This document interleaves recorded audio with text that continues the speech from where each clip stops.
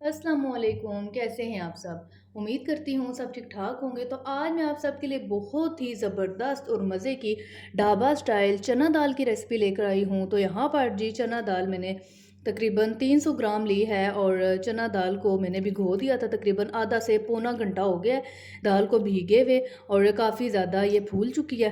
तो अब हम दाल को बॉयल करना स्टार्ट करते हैं। तो सबसे पहले मैं यहाँ पर एक पैन रख लूँगी जिसमें हमने दाल को अच्छी तरह से बॉयल करना है और साथ ही मैं इसमें ऐड कर दूंगी जी ये दाल। और पानी के साथ ही ऐड करना है क्योंकि अभी तो मैं फ्रेश बिल्कुल पानी इसमें डाल के लाई थी। ठीक है, दाल मैंने ऐड कर दिया। अब मैं साथ ही इसमें ऐड कर दूंगी 1 टीस्पून के बराबर नमक और हाफ़ टी स्पून के बराबर मैं हल्दी ऐड कर दूंगी। हल्दी ऐड करने से इसमें बहुत प्यारा सा कलर आ जाता है। और साथ ही मैं इसमें ऐड कर दूंगी 1 टीस्पून के बराबर अदरक लहसुन का पेस्ट। अदरक लहसुन का पेस्ट ऐड करने से ये होगा कि स्टार्टिंग से ही दाल में बहुत प्यारी सी खुशबू आएगी। तो अब हमने इन तमाम चीज़ों को इस तरह से मिला लेना है।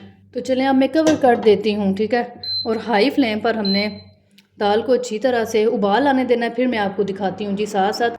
अच्छा जी, तो यहाँ पर दाल में उबाल आना स्टार्ट हो चुका है। तो अब हमने करना क्या है मैं आपको दिखाती हूँ, जो कि बहुत ज़रूरी स्टेप है। इसको बहुत सारे लोग स्किप कर देते हैं। इसके ऊपर ये जो झाग है ना, ये हमने उतार देनी है क्योंकि ये जो दाल होती है, दाल के अंदर कुछ कुदरती मादे होते हैं। आप सादा अल्फाज में इसको गंदगी समझ लें, दाल के अंदर वाली जो चीज़ें हैं ना, स्टार्च वगैरह, और ये झाग की सूरत में ऊपर आ जाते हैं। तो इनको अगर हम नहीं निकालेंगे ना तो दाल में एक अजीब सा कड़वापन आ सकता है। ठीक है, इसलिए इनको उतारना ज़रूरी है। अब ये देखिए मैंने झाग उतार लिया है। ये वो वाली गंदगी तो नहीं है ना कि हमने दाल को धोया नहीं है या कुछ इस तरह। ये दाल के अंदर कुदरती मादे होते हैं, ये वो वाली गंदगी होती है। मैंने कहा आपको ये भी बता दूँ, ना आप कहें कि कौन सी गंदगी, तो थोड़ा सा एक्सप्लेन मैंने कर दिया ताकि आपको पता चल जाए। ठीक है, तो यहाँ पर जी मैंने निकाल दिया और माशाल्लाह से अब आप देख सकते हैं दाल भी अच्छी तरह से उबलना स्टार्ट हो गया। अब इसी तरह से देखते रहना है, कवर भी कर देना है इस तरह से। अब जैसे कि नहीं है उस तरह की जाग, अब मैं कवर कर दूंगी। ठीक है, मीडियम टू लो फ्लेम पर। तो इसी तरह से मज़ीद जाग अगर आती गई तो मैं निकालती जाऊंगी। और दाल को तकरीबन 90 से 95% तक हमने बॉयल कर लेना, मैं आपको दिखाऊंगी। तो यहाँ पर जी दाल माशाल्लाह से 90 टू 95% तक गल चुकी है। मैं आपको चेक भी करवा देती हूँ। ये देखें, थोड़ा सा ना मुश्किल से इस तरह मैश होती है। तो बस अब मैंने फ्लेम को ऑफ कर देना है। ठीक है, अब हमने दाल को फाइनली पकाना स्टार्ट करना है। तो इसके लिए मैंने एक पैन रख लिया है और साथ में पैन में ऐड कर दूंगी हाफ़ कप घी। जो ढाबों पर चना दाल बनाई जाती है वो हमेशा घी में ही बनाई जाती है क्योंकि इससे टेस्ट बहुत ज़बरदस्त आता है। और घी को अब मेल्ट होने देना है। ठीक है, अच्छा जी, यहाँ पर घी माशाल्लाह से मेल्ट हो चुका है। अब मैं इसमें कुछ साबुत गरम मसाले ऐड करूँगी। तो 1 टीस्पून मैंने साबुत ज़ीरा लिया है, हाफ़ टी स्पून के बराबर मैंने ब्लैक वाली साबुत काली मिर्चें ली हैं और 3 मैंने लौंग ली हैं। ठीक है, इनको ऐड कर देना और हल्का सा इनको ना कलका लेना है। ठीक है, हल्के से ये फ्राई हो जाए तो फिर इंशाल्लाह नेक्स्ट चीज़ ऐड करेंगे, क्योंकि स्टार्टिंग में जब हम इन साबुत गरम मसालों को ऐड करते हैं तो ये बहुत ज़बरदस्त फ्लेवर देते हैं। तो इनको मैं हल्का सा इस तरह से फ्राई कर लूँ। तो यहाँ पर तकरीबन 30 सेकंड मैंने इन गरम मसालों को फ्राई कर लिया और ज़ीरा भी आप देख सकते हैं कि गोल्डन होना स्टार्ट हो चुका है। तो अब मैं इसमें ऐड कर दूँगी एक मीडियम साइज़ का प्याज, जिसको मैंने इस तरह से बारीक चॉप कर लिया है।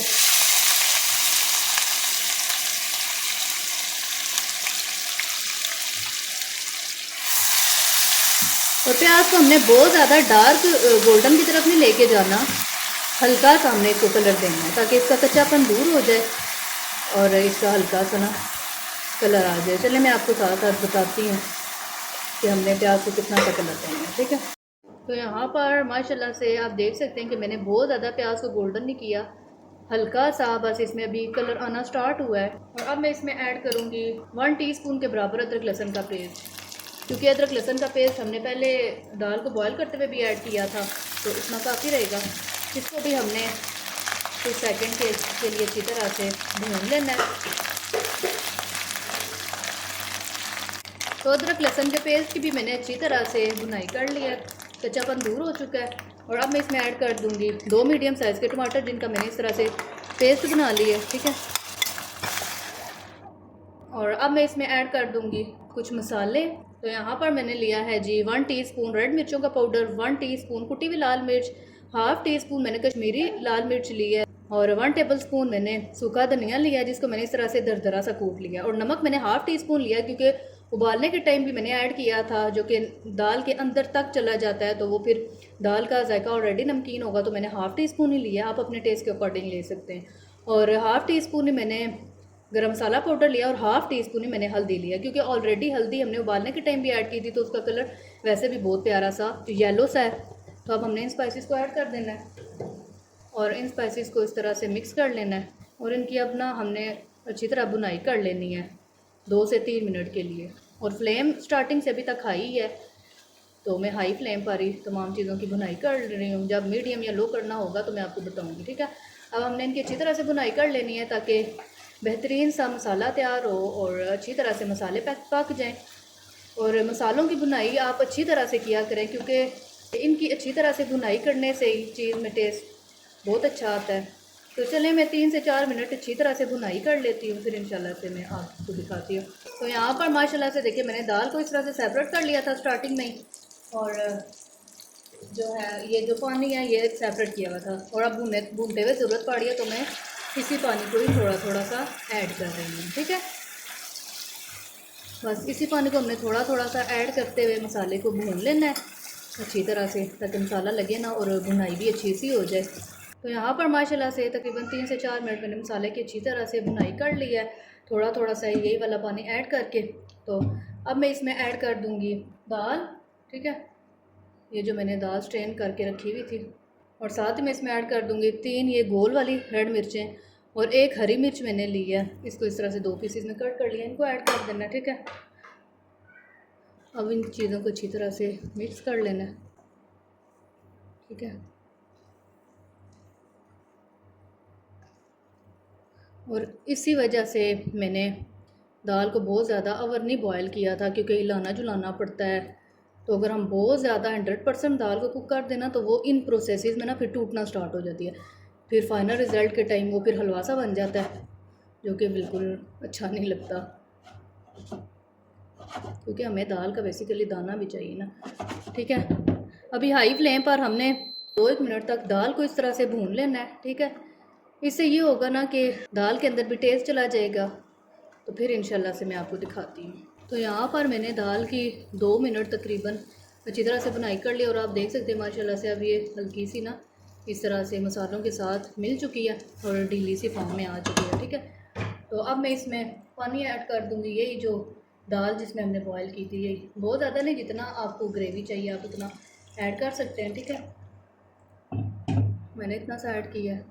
अब मीडियम टू लो फ्लेम पर हमने दाल को कवर कर देना है पर तकरीबन 7 से 8 मिनट के लिए, ताकि जो मसालों की खुशबू है और तमाम जो भी मसाले हैं वो दाल के अंदर तक रच बस जाएं। फिर इंशाल्लाह मैं आपको दिखाती हूँ जी फाइनल रिज़ल्ट। तो यहाँ पर तकरीबन 7 से 8 मिनट हो चुके हैं। अब मैं इसका कवर उठाऊँगी माशाल्लाह से।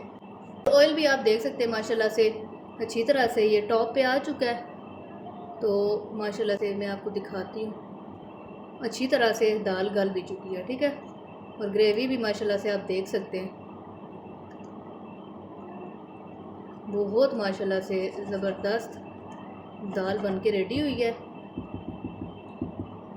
ठीक है। अब लास्ट पे मैं इसके ऊपर ऐड कर दूंगी जी 1/4 टीस्पून के बराबर ब्लैक पेपर, इसको भी हल्का सा मिक्स कर लेना है। और अब मैं इसके ऊपर लास्ट पे ऐड कर दूंगी 1 हैंडफुल के बराबर हरा धनिया, एक मैंने हरी मिर्च को इस तरह से बारीक पीसेस में कट कर लिया, थोड़ी सी मैंने अदरक लिया, उसको मैंने लंबाई में कट कर लिया। और ये लेमन के कुछ पीसेस हैं, 2 मैंने इस तरह से लिए हैं और एक उसके ऊपर स्क्वीज़ करने के लिए। यह आपकी मर्ज़ी, अगर आप ऐड करें तो इससे भी बहुत अच्छा फ्लेवर आता है। तो चलें अब इन चीज़ों को ऐड कर देते हैं। और अब मैं इसके ऊपर लेमन इस तरह से लेमन के कुछ स्लाइसेस रख लूँगी। और ये एक लेमन है, अगर आपने निचोड़ना हो तो आप इसके ऊपर इस तरह से निचोड़ भी सकते हैं। तो माशाल्लाह से यहाँ पर ज़बरदस्त किस्म की हमारी ढाबा स्टाइल चना दाल रेडी हो चुकी है। तो देखिए माशाल्लाह से बहुत ही ज़बरदस्त किस्म की ढाबा स्टाइल चने की दाल बन के रेडी हो चुकी है। आप भी इस दाल को ज़रूर ट्राई कीजिएगा, इंशाल्लाह से आपको ये बहुत पसंद आएगी। और कमेंट बॉक्स में भी आपने लाजमी बताना है कि आपको मेरी आज की रेसिपी कैसी लगी। तो उम्मीद करती हूँ आप सबको मेरी आज की रेसिपी पसंद आई होगी। तो मिलती हूँ इंशाल्लाह मैं आपके साथ नेक्स्ट वीडियो में, तब तक के लिए अल्लाह हाफिज़।